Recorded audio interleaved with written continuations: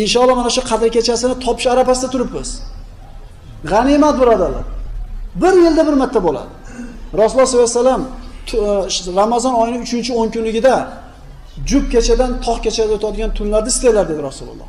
Va ko'proq ishoralar mana shu 26 dan 27 ga o'tar kechasi degan ko'pgina ishoralar bor. Inshaalloh mana shu kechada o'tiribmiz. Birodarlar, qiyomul layl degani, tuni deganda biz mashinalik ko'zni charchab ketgan bo'lsa ham katta ochib o'tirish deb tushunmaylik, o'zi qiylanayotgan bo'lsa ham.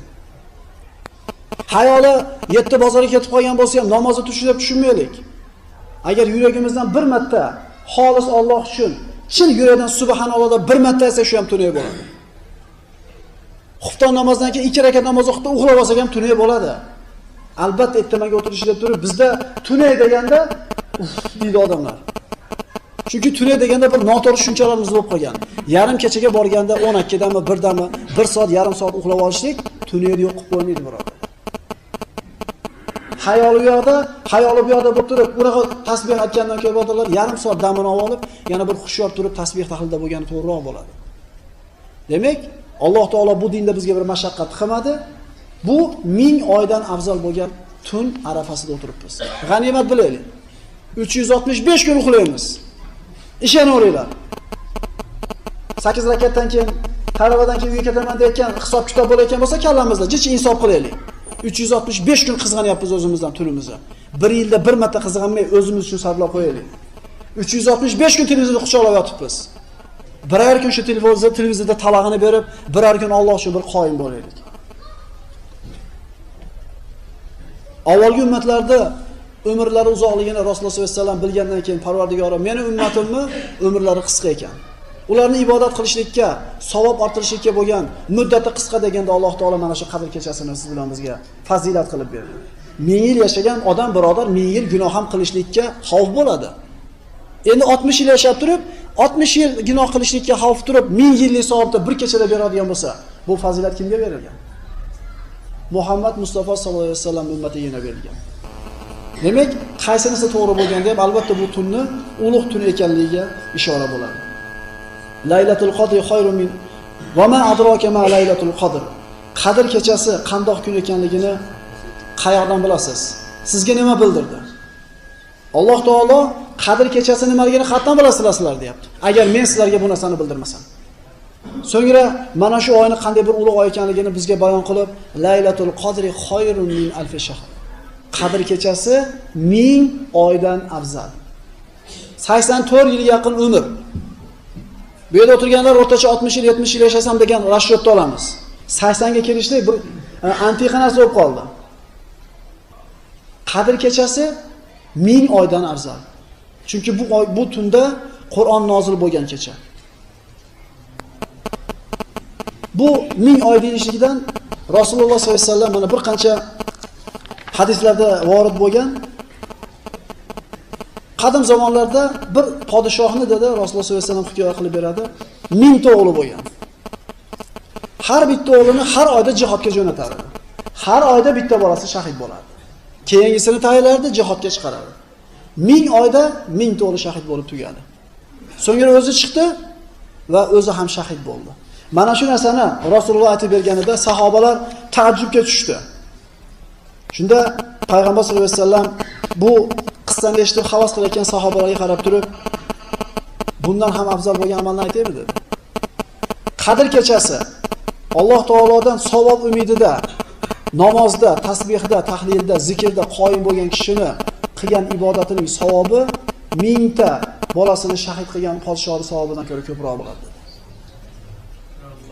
83 yil, 84 yil tinmasdan ibodat qilgan odam qancha savobga ega bo'lsa, qadr kechasini topgan kishiga undan ko'ra ziyoda savoblar ato qilinadi. Nabiy sallallohu alayhi vasallam bir kuni Banu Isroil payg'ambarlardan bo'lgan 4tasi Ayyub, Zakariya, Huzalqil va Yusha ibn Nun alayhissalomlarga aytib turib, bular 80 yil Allohga ibodat qildi, shu 80 yil ichida bir marta ham gunoh qilishmadi dedi. Sahobalar ta'ajjubga kirdi. Havas qilishdi. Shunda payg'ambarimiz qadr kechasida qilingan ibodat 80 yil gunoh qilmasdan ibodat qilgandan savobi ko'p bo'ladi dedi. Birodarlar, mana shu kechada o'tiribmiz inshaalloh. Qadr kechasini alomatlar haqida payg'ambarimizdan shunday bir hadislar vorid bo'ladi. Qadr kechasi bo'ladigan kunni quyoshi tog'orani singari chiqadi, issig'i qattiq isitmaydi, issig'i pastroq bo'ladi deb aytadi. Bugun shunaqa kun bo'ldi agar e'tibor bergan bo'lsanglar. Inshaalloh mana shu qadr kechasini topish arafasida turibmiz.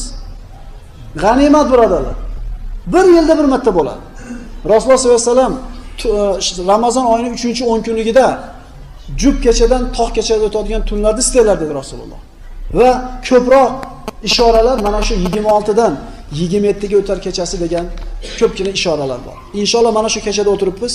Birodalar, qiyomul layl degani, tunay deganda biz mashinadek ko'zni charchab ketgan bo'lsa ham katta ochib o'tirish deb tushunmaylik, o'zi qiylanayotgan bo'lsa ham.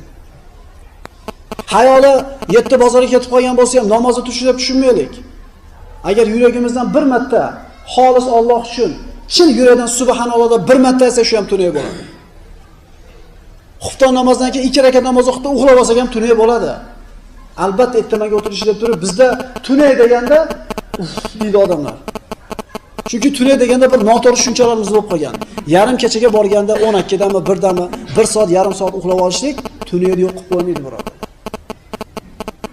Hayoli bu yoqda, hayoli bu yoqda bo'lib turib, unaqa tasbih aytgandan keyin birodarlar yarim soat damini olib, yana bir xushyor turib tasbih tahlilda bo'lgani to'g'riroq bo'ladi.